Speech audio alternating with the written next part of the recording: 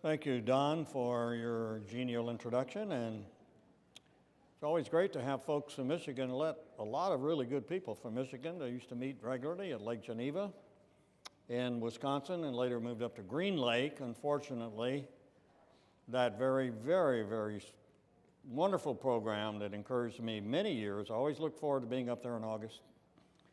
Met some great people. And with the death of Helen Plummer, and she really sponsored the whole thing and got it going, we sort of lost track of that, and now that's just a history, but a glorious history. Those of you that ever went to the Lake Geneva encampment know what a blessing that was.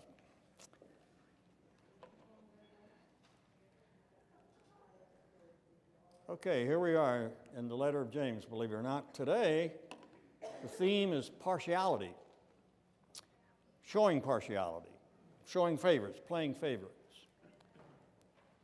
Now, this last week, as you all know, on November 22nd was a sad anniversary, 50 years of assassination of the President of the United States in Dallas, Texas. But a lot of people didn't realize that on that very same day, two other people died, two very prominent people. One was Aldous Huxley, the author of Brave New World. Aldous Huxley believed that the way to a new society was to getting high. It's sort of a Timothy O'Leary type. And in Brave New World, they all take this drug called Soma, and that keeps you coping with life. So that was one way to cope with life, is to stay high. And there are people today that still believe in that philosophy. I don't know if it's working for them very well. There's always a crash. There's always the morning after. There's always the hangover, and it's not very pleasant. The other person who died on that day was C.S. Lewis. C.S. Lewis. Hardly noticed in the papers, as you can imagine, because of the death of the president. But now, I just read the other day, the British are dedicating a stone in Poets' Corner of Westminster Abbey to the memory of C.S. Lewis, which is fitting, very fitting, I think, after all this time. If you've ever been in Westminster Abbey, you'll notice that over in Poets' Corner there are a number of memorials and a number of markers and a number of memorials to various poets like Alfred Lord Tennyson. And there was some kind of weird beeping. I have no idea what it is. It's not me, I don't think. It may be like Russ's phone. This kind of a nebulous phantom thing from technology, reminding us that it will take over the world if we allow it to. Okay.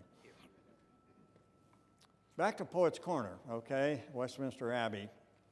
I suppose the most thrilling moment I had there was in going over to one corner and seeing some notes written in stone on the wall, and these notes were to an aria from Messiah, "I know that my Redeemer liveth." And the memorial, of course, was to George Friedrich Handel.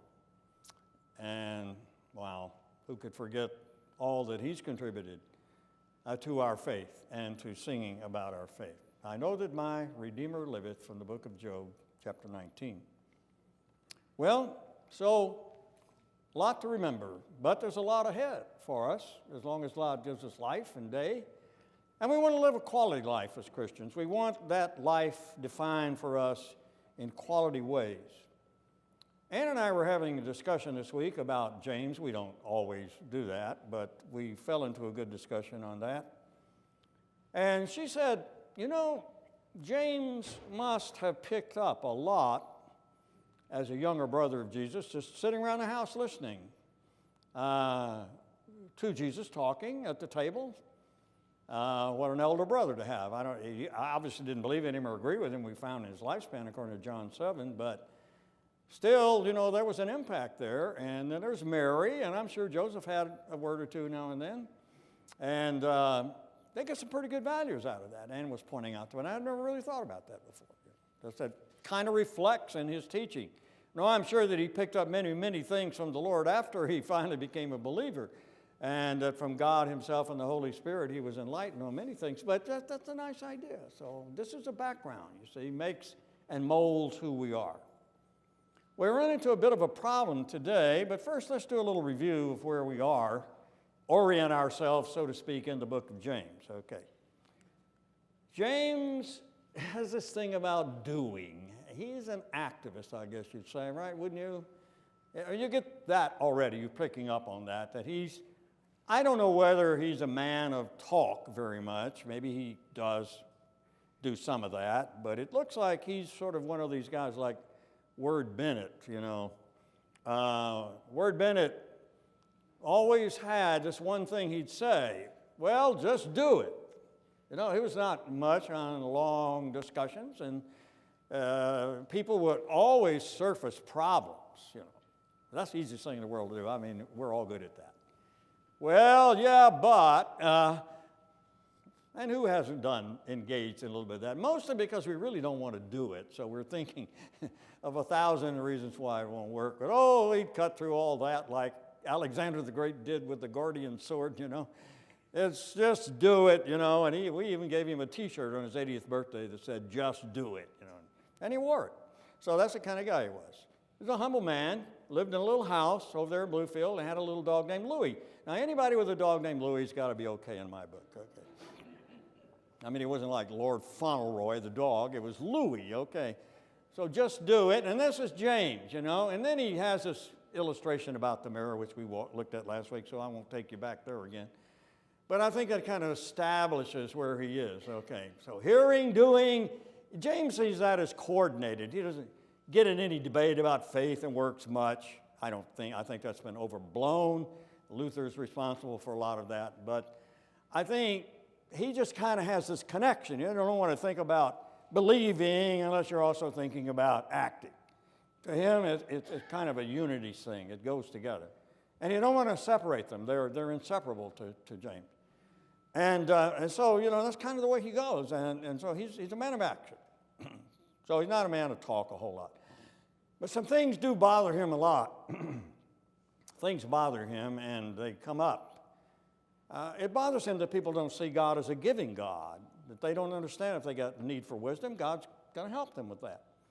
That God's a very generous giver, and that he doesn't chew you out for asking. He's not like somebody who's overburdened, and you ask a question, they say, oh, shut up, I already know that already. God never says just shut up, you know, you're always welcome. And he's generous. And so James spells out the character of God as a background for our being able to receive the blessing God has in store for us. But James now has this little thing going. He's really bothered by something. Now, I don't know whether he actually observed this or heard about this, or what happened to trigger what he says next in chapter 2. But he gets off on prejudice and discrimination. Now, you may think this is a 20th or 21st century topic, but it's been around a long time, you know. It's been around maybe ever since there were people, I suppose. I don't know. I don't have a record of that. But I do know that James says this. This is my translation. I take full responsibility for it. I think it's pretty good, though. I mean, for me. So I'm going to make it look like Scripture, okay? Because it is. All right. Now, this is a tough translation in a way. My brothers, do not have the type of faith in our glorious Lord Jesus the Messiah that shows partiality toward persons. Now, this word partiality toward person is one word in the original. I'll put the word up here so you have a real laugh, okay? Look, it's got 15 letters in it. It's one word. Is that fair? Well, it's actually made up of a couple of different words. First, the word prosopon, which means face, literally the prosopes. That is what's in front of your forehead, the face, okay. It also means person. Face, person, same thing, okay, prosopon. And then he adds lambsia, which is from lambano, I receive. So you have face receiving. In other words, it's what you look like that counts with me, and I judge your worth on what you look like. I establish your value, and I establish your worth on what you look like. I face receive you, and he said, now, don't do that. Don't be a you want to say this word, and it may break your jaw, I'm not sure. But try it. It might be fun. Prosopolymphsias. Now, how hard was that, right? In fact, we could probably have a song written to that. But let's not do it today, okay? So why does this bother him so much? And what is he talking about exactly? And is that something we really need to be all that concerned about? Well, it really means prejudice. Prejudice. You say, well, I understand prejudice. Now, that's easy. That's a Latin. It's a prejudging, right, Bob? Absolutely right, prejudging. Prejudging means you've already made your mind up, right? And you're already prejudged. It's kind of like you know Twinkies are wonderful and you're going to buy a box when you go to Walmart, whether you need it or not, right? You've prejudged. And your wife may say to you, you don't need those Twinkies. They're not good for you. But you say, well, they last forever. Did you see Wall-E, the movie? I mean, there was a Twinkie that survived the Holocaust and everything, and the end of the world. And the cockroach got to eat it 700 years later. Now, that may be true. I don't know. But prejudice, you've already made your mind up. So what is the old saying? Don't tell me anything new. I've already made my mind up. I don't want to be convinced. I'm already convinced. Is that a problem? Well, you can see how that could generate a lot of problems, couldn't you? So you can understand why he might be bothered by that. How about a prosaic definition? I love prosaic definitions. This will be on the test, by the way. I could get away with that when I was teaching, but I can't get away with that with you guys. So there's no sense in even trying. Don's sitting back there like he'd love to give a test to somebody right now if he could. You want to give a pop quiz, do you, Don? Okay. But do you agree with this? It's probably true, though, isn't it? Notice the partiality involved, the fact that you perceive them as a member of a certain group, and it leads to discrimination pretty inevitably, okay. So in other words, prejudice leads to discrimination. Now, so how are we Americans at that? Well, I found a study that had been done by all these characters. You can look them up if you've got the time and the energy. But you notice what they say, and this may be true across the board everywhere, but just the studies were made in America. We make snap judgments about how intelligent, friendly, and trustworthy other people are based almost entirely on social class markers like clothing, occupation, and behavior. And on the average, less affluent people are judged to be colder and less competent than more affluent people. So that's who we are, most Americans. This is backed up by all these studies. Notice some of them go back, way back into the dark ages, 1989. And some are a little more current. And we have one there as recently as 2005, conducted by Jocelyn Hunted. So we have a lot of evidence indicating, yeah, we're probably going to make a snap judgment about you. And what's the old saying? You never have a second chance to make a first impression, right? And boy, and we pride ourselves on that. Well, I could tell right from the very beginning he was a jerk. And my judgment has been confirmed. Well, it's always confirmed, otherwise you don't mention it. All right. So then prejudice leads to discrimination. Now we're going to see an example of that in a moment. So what's discrimination? Well, here's another prosaic definition, but unequal treatment, and we all know if you've ever been in on this, if you've ever been on the other side of this, being discriminated against, because you were this or that or the other, you know it's a very painful experience. Now, it's not the kind of experience James wants to see going on among believers. In fact, it's so detrimental to the whole idea of Christianity that it's a severe aberration. So he tries to take this on, and he takes this on in a way by sort of helping people understand the concept of stereotypes.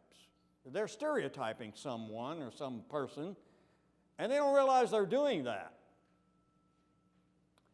Now, a stereotyping is, I'm sure you all are very familiar with the term, but the idea is that, you know those people. Those people are lazy. Those people don't want to work.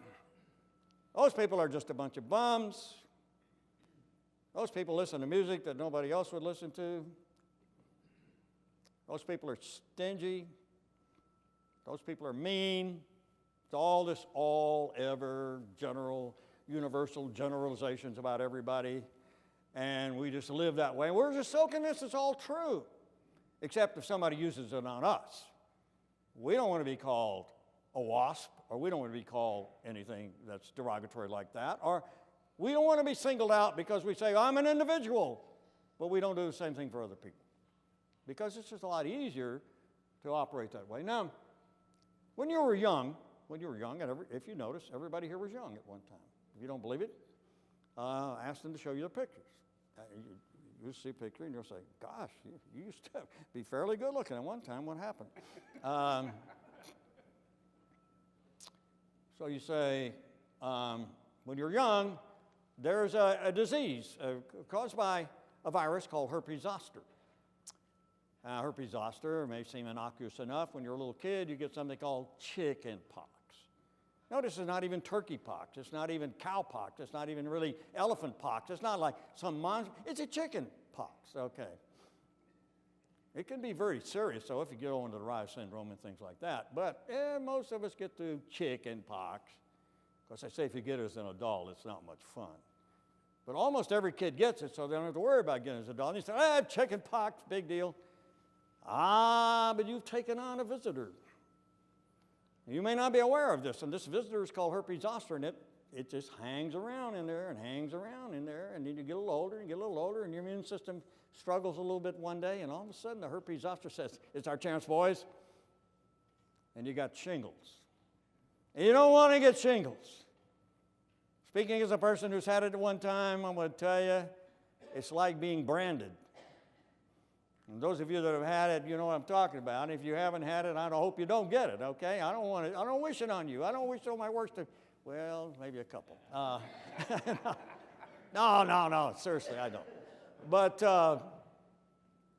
you don't even know you have it and that's like prejudice. You don't know where you got all this stuff.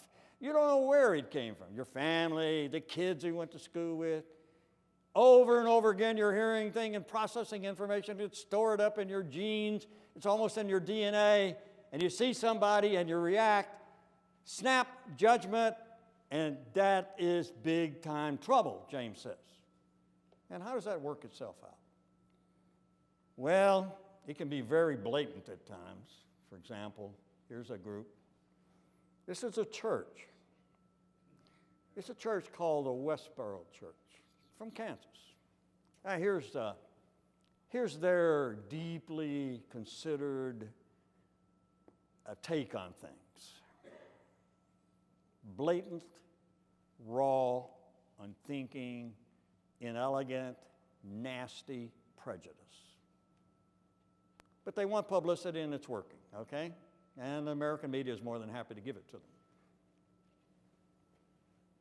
You believe this? God hates your feelings? You say, well, that's not in the Bible, is it? No, the Bible has nothing to do with this case.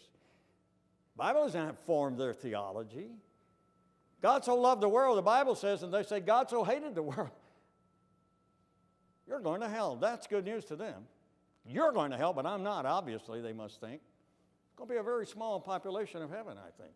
Very small indeed. So small, in fact, maybe one small room might do. You say, I just don't understand this. Listen, most people aren't like that. It's not that obvious.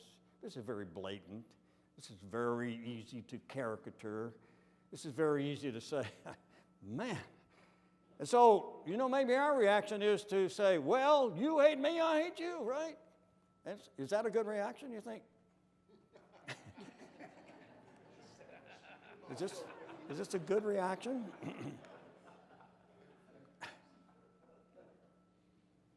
Have you ever noticed that everybody on all sides of this has a tendency to press children into the case? They give a kid a sign.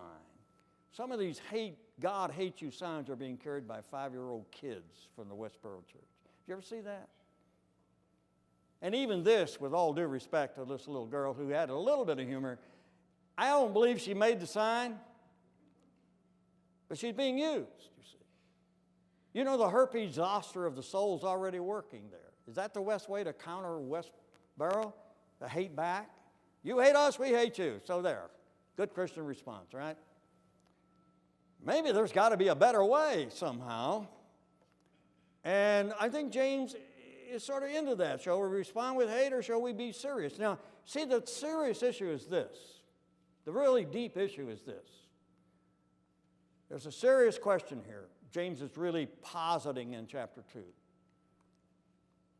Is this church open to all or not? That's what it really comes down to. Is it open to all or not? Or is the door shut? And it's shut because of our prejudices, our discrimination kept alive by our stereotypes. Or are we willing to question those? Now, it comes down to the ins and outs type of thing, I suppose. These are the ins. They're all alike. They all meet at the same place.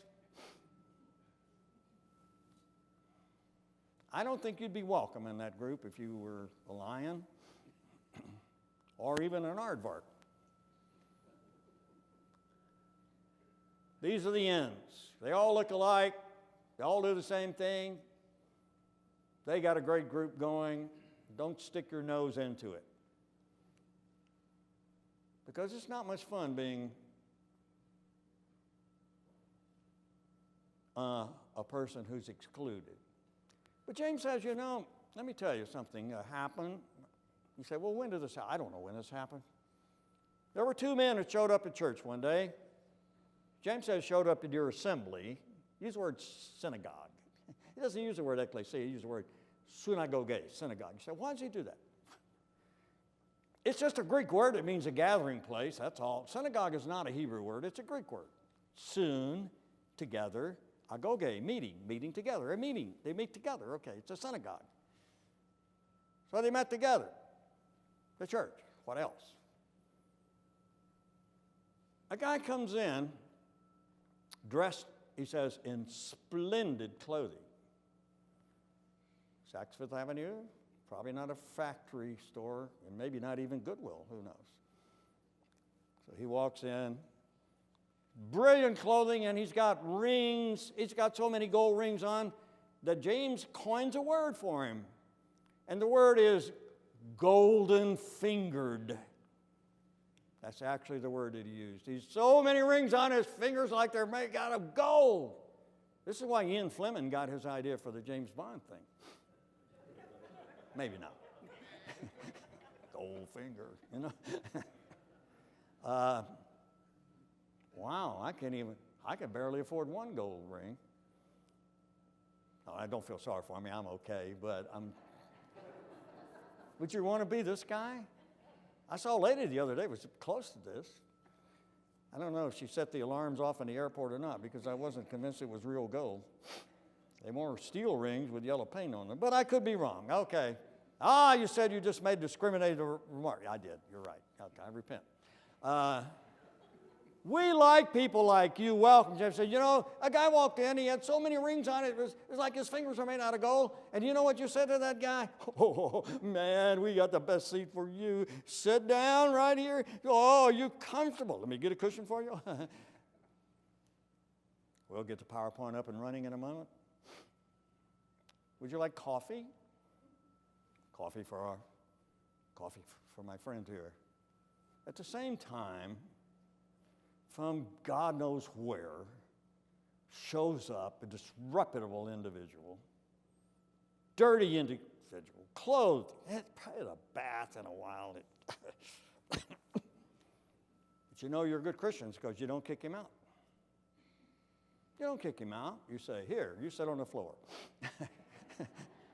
I mean, how accommodating can you get, right? You don't want him dirtying up your clean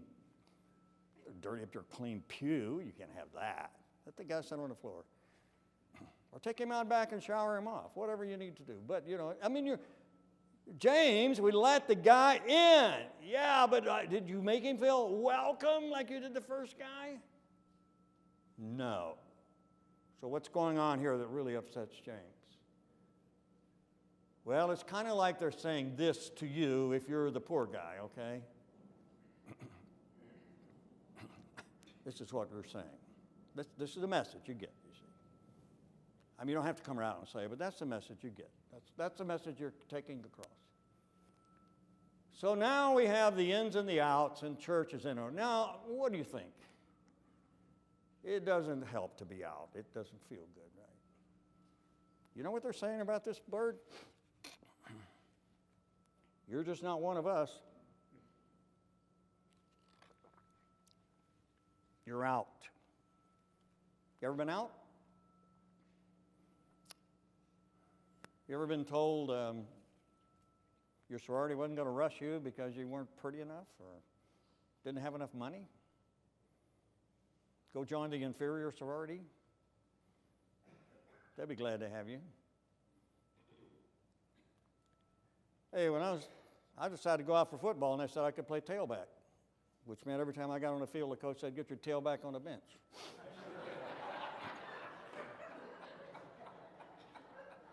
Hurts to be rejected, you know?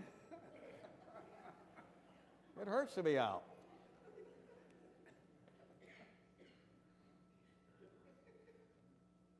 How's that feel?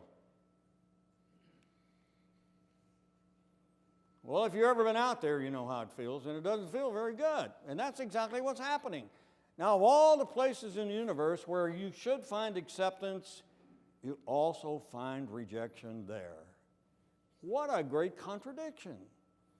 What an anomaly. What a horrible thing. And the virus continues to infect and to infect. And this makes some people pretty mad, and they get mad, and then you get like Russ was saying today, I'm not going to go to that church, you know, all that sort of stuff. So, but this is not easy. It's not easy to get there. So we have different classes of people that we really do have trouble accepting. The poor, we do. Now, down through history, people have said things like, well, the poor are poor because they want to be poor. They're unwilling to work. If they were like me and they had a little gumption and a little get up and go and just go to graduate school and get their PhD, they wouldn't have any problems. Not understanding what may be in the way. If you go up to Washington, D.C. someday, go to the FDR Memorial. You'll see this statue there, among others. These statues, there are 5 statues. What do they stand for? Soup lines in the Depression. These aren't real people, by the way, who were frozen by some Klingon ray. You see, the economy tanked because of the greed of investors on a worldwide scale. And these guys, they were just pawns. Those are grandfathers standing in that line. They weren't bad people. They weren't lazy people. They said, I'd do anything to have a job. There were no jobs. They would have done anything. There were no jobs. We went through a little bit of that during this recession. We had the Great Recession. Well, some of you felt the sting and the pain of that. And to imagine that at the same time your brothers in Christ would sort of think of you as inferior, or it was kind of your fault. I hear people say things about, well, the homeless, you know, they're just a bunch of lazy bums. Most of the homeless are children, with due respect. Sure, there's some bums out there. We all know that. There's some lazy bums. There's some drug addicts. There's a lot of mentally ill people. That's true. But do we want to be known for the way we reject these people? Look at these kids. You see those violins they've got? This is something Pat Alexander put me onto. See, Ann did tell me when you called, okay. Did you see that, he says? This is in Paraguay. What's going on, Pat, in Paraguay? You have some very poor kids who have enormous talent. And there was one man who believed in these children. They wanted to form an orchestra, but they couldn't afford an instrument. So they made violins, cellos, double bass, drums, out of things they found in the dump. These violins were put together from scrap material. And they play pretty good. And as a result of this, The world heard about this, and now these young people have real violins that they're going all over the world playing because someone believed in their potential and didn't say, you're a reject because you're poor. It's your fault. And now James is saying, that's kind of what I'm hoping for from you guys, that you'll be that way too. And then James goes on to point out something that I had to really think hard about, because it sounded to me like he was sort of saying, oh, well, if you're poor, don't worry about it. You can be rich in the faith. He's not actually saying they have rich faith. He's saying they are rich because they have faith. Because no matter who you are or where you are, to God, you're rich. That's the idea here. You say, what the world says to me, I'm nothing because I don't have the same kind of bank account and I don't drive the car that other people drive. And James says, to God, you're rich. Because anyone who has the faith is sharing in something so tremendous and so marvelous. And now, church, recognize that along with God. Recognize that along with God. They share in something so precious, far beyond family and far beyond wealth and far beyond bank accounts and far beyond automobiles. You're rich in the faith. Now, when you think about it, that kind of alters the way you look at it. At least James is hoping that. Well, we need to put out an alert here, because discrimination and stereotyping and prejudice are not just always directed toward poor people or toward losers or people that are not in our social group, but it could be just something else. For example, a few years ago, when I was going to David Lipscomb College, it's now a university. Everything's a university now. Somebody was pointed out the other day. Even down in Florence, we had International Bible College, and they offered one graduate course and changed their name to Heritage Christian University. One graduate course will do that for you. It's wonderful what you can do. And I suppose you raise more money as a university than you do as a college. I sort of like college was okay with me. But there we were at David Lipscomb College now. And there was a lady, this was lectureship time, and people came in, to hear the great preachers preach.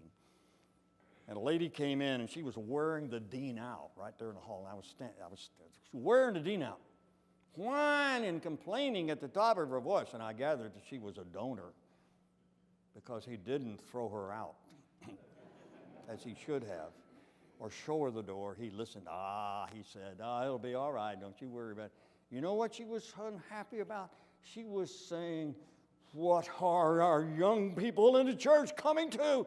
You know what song I heard them singing in their devotional? My God and I. What kind of song is that for young people to sing? God doesn't walk with you and talk with you. You don't have a personal relationship with God. What's happening to the faith of our young people? She wanted that cold, distant, deistic faith of her fathers, where God was a remote stranger who took an occasional interest in you if you were good looking enough. She didn't want anything of that personal heart relationship with Jesus. And the dean said, there. He didn't say, you're quite a heretic,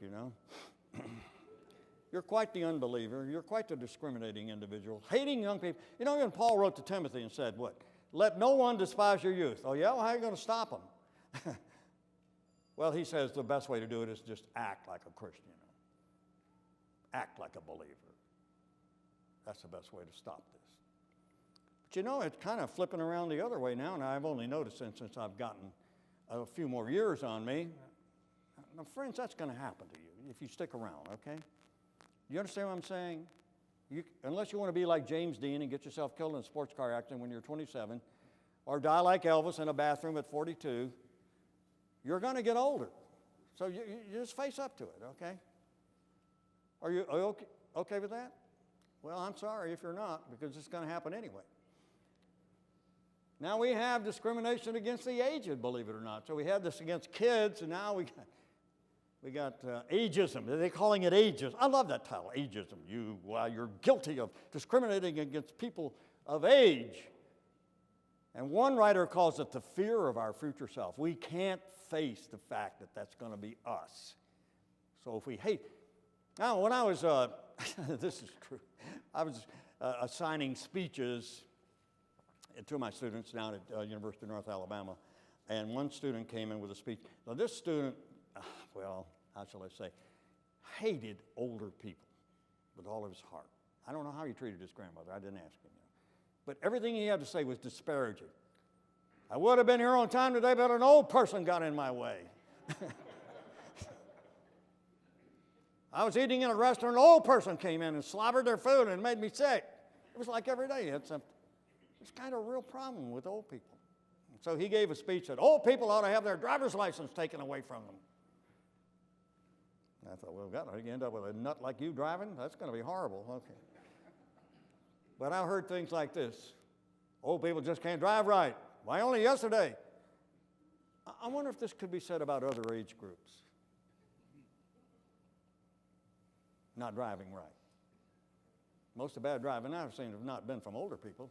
They have a tendency to clog up the road sometimes, these older people do, but basically they're pretty harmless. It's these kids have been cutting me off lately, to be honest with you.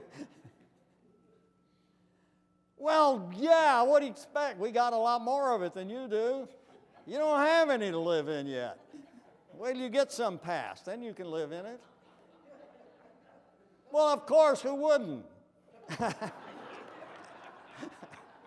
Terrible stuff. Let's hope you outgrow it. I used to listen to that junk when I was a kid myself, you know. Only back then it was more like way down upon the Swanee River. But no, it was Camptown races. You know, it was all good stuff. Nah, not so good. Okay, it was my no letter today, and oh, Hank Williams, you know, he saw the light, but he really didn't. And so I hear young people saying, and that's true, we don't. Okay.